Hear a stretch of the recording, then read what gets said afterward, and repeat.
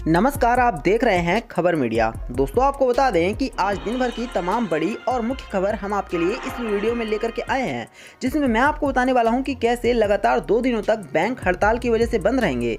इसके साथ ही मैं आपको बताऊंगा कि सुशांत सिंह राजपूत को फाइनली इंसाफ मिल चुका है और उसके कातिल पकड़े भी गए हैं। इसके साथ ही मैं आपको बताऊंगा कि कैसे अचानक से ही एक खड़ी ट्रेन में आग लग गई, जिसे देखने के बाद पूरी तरह से हंगामा मच गया। साथ ही मौसम की अपडेट है और पश्चिम बंगाल में जो इलेक्शन होने वाला है उसको लेकर तो सबसे मजेदार खबर निकल कर आ रही है। इसलिए आप सभी हमारी इस वीडियो को शुरू से लेकर अंत तक देखना, साथ ही इस वीडियो को लाइक करके और लोगों के साथ शेयर करना और चैनल को सब्सक्राइब करना। तो चलिए बात करते हैं सीधे पहली बड़ी खबर से। तो जी हाँ, कोरोना वायरस को लेकर सबसे भयंकर खबर। फिर डराने लग गया है कोरोना वायरस, कहीं लॉकडाउन, कहीं पूरा का पूरा इलाका हो चुका है सील। दोस्तों, महाराष्ट्र समेत देश के कई राज्यों में कोरोना के बढ़ते मामलों ने एक बार फिर से पाबंदियों की वापसी कर दी है।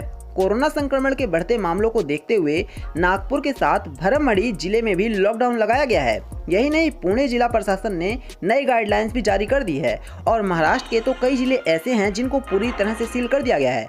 और पिछले कुछ दिनों से लगातार कोरोना वायरस के जो मामले हैं हर रोज 20,000 प्लस देखने को मिल रहे हैं। इससे लोगों को डर लगने लगा है। चलिए बात करेंगे एक और बड़ी खबर की। तो दिल्ली देहरादून शताब्दी एक्सप्रेस के डिब्बे में अचानक से ही लग गई भीषण आग, सभी यात्री पूरी तरह से सुरक्षित। जी हां, दिल्ली देहरादून शताब्दी एक्सप्रेस के C4 डिब्बे में शॉर्ट सर्किट की वजह से आग लग गई। उत्तराखंड के डीजीपी अशोक कुमार ने बताया कि घटना कंसरों के पास हुई है। अच्छी बात यही है कि सभी यात्री पूरी तरह से सुरक्षित रहे, लेकिन बड़ा सवाल यही है कि आखिर अचानक से इतनी बड़ी लापरवाही हुई कैसे। चलिए बात करेंगे एक और बड़ी खबर की। तो हो जाए सावधान, बिना मास्क के हवाई यात्रा पर अब होगी कड़ी कार्रवाई, डीजीसीए ने दिए हैं संकेत। जी हां, अगर आप हवाई यात्रा पर जा रहे हैं तो अतिरिक्त सावधानियां आपको बरतनी होगी। दरअसल यदि आप आगे से हवाई यात्रा के दौरान मास्क नहीं पहनते हैं तो आपको विमान से उतार दिया जाएगा। यही नहीं, बार बार आप सभी को चेतावनी भी दी जाएगी और इसके बाद आपने चेतावनी को अनदेखा किया तो आप सभी को उपद्रवी यात्री के कैटेगरी में डाल दिया जाएगा और आपको जहाज से उतार दिया जाएगा। तो बहुत ध्यान से इस खबर को सुन लें और नोट कर लें। अगर आप ऐसा नहीं करते हैं और आप किसी भी तरह से लापरवाही करते हैं तो आपके साथ भी लापरवाही हो सकती है। चलिए बात करेंगे एक और बड़ी खबर की। तो बिहार विधानसभा में आज ऐसा हंगामा हुआ कि मारपीट तक की नौबत आ गई और इतना ही नहीं, टेबल तक उठा के पटक दी गई। दोस्तों, बिहार विधानसभा में आज बजट सत्र का 15वां दिन था। इस दौरान विधानमंडल में जमकर हंगामा हुआ। कार्यवाही शुरू होते ही मुजफ्फरपुर शराब मामले को लेकर विपक्ष ने जमकर हंगामा किया। देखते ही देखते सत्ता पक्ष और विपक्ष के विधायक आपस में भिड़ गए और एक दूसरे से गाली गलौज भी करने लग गए। चलिए बात करेंगे एक और बड़ी खबर की। तो जी हां, सबसे बड़ी खबर सीधे अमेरिका से निकल कर आ रही है। दोस्तों, आपको बता दें कि जो अमेरिका के नए राष्ट्रपति जो बाइडेन हैं, उन्होंने कहा है कि कोरोना वैक्सीन की 10 करोड़ खुराक वो दूसरों से खरीदेंगे। अब आप खुद सोचिए कि हमारा देश अमेरिका से बहुत कम विकसित है, लेकिन बावजूद इसके कोरोना वायरस की वैक्सीन हम लोग बनाने में सबसे ऊपर हैं और हम कोरोना वायरस से काफ़ी अच्छा परफॉर्मेंस कर रहे हैं और लड़ भी रहे हैं, जो कि हमारे देश की तरक्की को दिखाता है और दिखा रहा है कि हम किस तरह से आत्मनिर्भर बन चुके हैं। और जहां अमेरिका जैसा बड़ा देश बाकी के देशों से वैक्सीन खरीद रहा है, तो वहीं हमारे बाकी के देशों को बिल्कुल फ्री में वैक्सीन बांट रहा है। चलिए बात करेंगे एक और बड़ी खबर की। तो अगले 2 दिन में हो सकती है बारिश, देश के इन राज्यों में IMD का अलर्ट।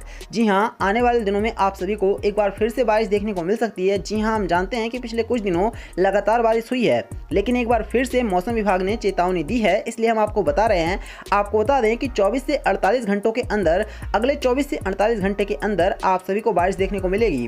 मौसम विभाग की माने तो 24 घंटे के दौरान उत्तर प्रदेश, बिहार, पश्चिम बंगाल, झारखंड, उड़ीसा के कुछ हिस्सों में हल्की बारिश हो सकती है। चलिए बात करेंगे अब हम एक और बड़ी खबर की। तो जी हां, आपको बता दें कि लगातार 14 दिन हो चुके हैं जब पेट्रोल और डीजल के प्राइस में कोई बदलाव नहीं हुआ है और इसकी बड़ी वजह क्या है वो इस खबर को जानने के बाद आपको पता चलेगा। ग्लोबल मार्केट के कच्चे तेल के भाव में रोजाना उतार चढ़ाव की वजह से देश में पेट्रोल डीजल के भाव स्थिर बने हुए हैं। ऐसे में देश की राजधानी नई दिल्ली में शनिवार को पेट्रोल के भाव 91.17 पैसे पहुंच गए। इसके साथ ही अगर बात करें डीजल की, तो यहाँ पर 81.47 प्रति लीटर पर डीजल बिक रहा है और लोगों का ये कहना है कि पिछले 14 दिनों से अगर इसमें कोई बदलाव नहीं हुआ है तो इसके पीछे सिर्फ और सिर्फ इलेक्शन है, क्योंकि देश के अलग अलग राज्यों में विधानसभा के चुनाव हो रहे हैं। चलिए बात करेंगे एक और बड़ी खबर की। तो युवाओं को नौकरियां, गरीबों को घर, 12वीं तक मुफ्त में शिक्षा मिलेगी ऐसा कहना है हरियाणा के सीएम का। जी हां, हरियाणा के मुख्यमंत्री मनोहर लाल ने डिजिटल टैब मनोहारी व कल्याणकारी बजट पेश किया, जिसमें हर व्यक्ति के स्वास्थ्य की चिंता की गई, किसानों की आय बढ़ाने का फिक्र दिखा तो युवाओं को रोजगार के नए अवसर प्रदान करने के भरपूर मौके मिले। वित्त मंत्री के नाते मुख्यमंत्री ने हर सेगमेंट के चहुमुखी विकास की चिंता की है। चलिए बात करेंगे अब हम सीधे एक और बड़ी खबर की। तो जी हां, बैंकों को लेकर सबसे बड़ी खबर निकल कर आ रही है। बैंक कर्मचारी की 15 और 16 मार्च को देशव्यापी हड़ताल है और इसका जो बड़ी वजह है वो निजीकरण का मुद्दा बताया जा रहा है। दोस्तों, सरकारी बैंकों ने निजीकरण के विरोध में अन्य मांगों को लेकर बैंक के कर्मचारी और अधिकारी 15 और 16 मार्च को देश भर में हड़ताल करेंगे। कर्मचारियों का यही कहना है कि सरकारी बैंक और सरकारी संस्थाएं किसी भी अर्थव्यवस्था की रीढ़ की हड्डी होती हैं, जिन्हें और अधिक मजबूत किया जाना चाहिए, ना कि उनका निजीकरण। तो आप सभी को पता होगा कि पिछले कुछ दिनों से सरकार ने काफी सारी चीजों का निजीकरण किया है, उनमें रेलवे भी शामिल है और बैंक भी शामिल है। इस वजह से बैंक कर्मचारी हड़ताल कर रहे हैं। चलिए बात करेंगे एक और बड़ी खबर की। तो मुख्यमंत्री अरविंद केजरीवाल ने कोरोना योद्धा के परिजनों को सौंपा 1 करोड़ रुपए का चेक, बोले बेटे को नौकरी भी देंगे। जी हां, मुख्यमंत्री अरविंद केजरीवाल ने पूर्वी दिल्ली में तैनात रहे कोरोना योद्धा की मृत्यु के बाद परिजनों से मुलाकात में हर संभव मदद करने का आश्वासन दिया। मृतक राकेश जैन के परिवार से मुलाकात करके 1 करोड़ रुपए की सहायता राशि का चेक सौंपा। मुख्यमंत्री ने कहा, राकेश जैन हिंदूराव अस्पताल में लैब टेक्नीशियन थे और जिस तरह से उन्होंने कोरोना वायरस में लोगों को लड़ने में मदद की है, उनके बेटे को नौकरी भी मिलेगी। चलिए बात करेंगे अब हम एक और बड़ी खबर की। तो अगर आप दक्षिण भारत में घूमने की प्लानिंग कर रहे हैं तो इस खबर को बहुत ध्यान से सुनिएगा। IRCTC का शानदार ऑफर, सिर्फ 900 रुपए में कर सकते हैं दक्षिण भारत के दर्शन। ये है पूरी डिटेल। जी हाँ, भारतीय रेलवे की सहयोगी कंपनी IRCTC घूमना पसंद करने वाले लोगों के लिए अक्सर शानदार पैकेज लेकर आती रहती है। कंपनी ने अब दक्षिण भारत की सैर करने वालों के लिए एक शानदार पैकेज का ऐलान किया है। इस पैकेज के तहत लोगों को ट्रेन से दक्षिण भारत के दर्शन कराए जाएंगे।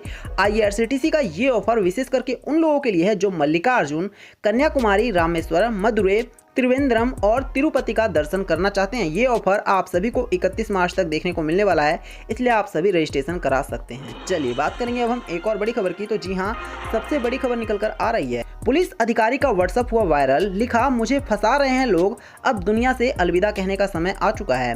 मुंबई स्थित उद्योगपति अंबानी के घर एंटीलिया के बाहर खड़े स्कॉर्पियो से जिलेटिन बरामद होने के मामले में असिस्टेंट पुलिस इंस्पेक्टर सचिन वादे को पद से हटा दिया गया था। दैनिक भास्कर की एक रिपोर्ट के अनुसार विवादों से घिरे वाजे का एक व्हाट्सएप स्टेटस सोशल मीडिया पर खूब वायरल हो रहा है, जिसमें वो कह रहे हैं कि अब दुनिया से अलविदा कहने का समय आ चुका है।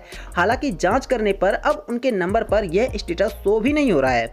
चलिए बात करेंगे हम एक और बड़ी खबर की। तो जी हाँ, सुशांत सिंह राजपूत केस में आपको बता दें कि जो सुशांत सिंह राजपूत की बहनें हैं, उन्होंने एक बड़ा आंदोलन खड़ा कर दिया है और उनकी बहनों का ये कहना है कि अब हमको पूरी तरह से बॉलीवुड को बायकॉट करना होगा, क्योंकि बॉलीवुड में ऐसे बहुत सारे चेहरे हैं जो कि लोगों के साथ नेपोटिज्म तो करते ही हैं, इसके साथ साथ वो लोगों को ड्रग्स का लती भी बनाते हैं। और आपको बता दें कि इसमें उन्होंने किसी का नाम तो नहीं लिया, लेकिन निश्चित तौर पर उनके इशारे जो थे वो बड़े बड़े डायरेक्टर्स और एक्टर्स की तरफ ही थे और इसी वजह से उन्होंने कहा है कि जब तक सुशांत सिंह राजपूत को इंसाफ नहीं मिल जाता तब तक हमको पूरी तरह से बॉलीवुड को नो कहना होगा।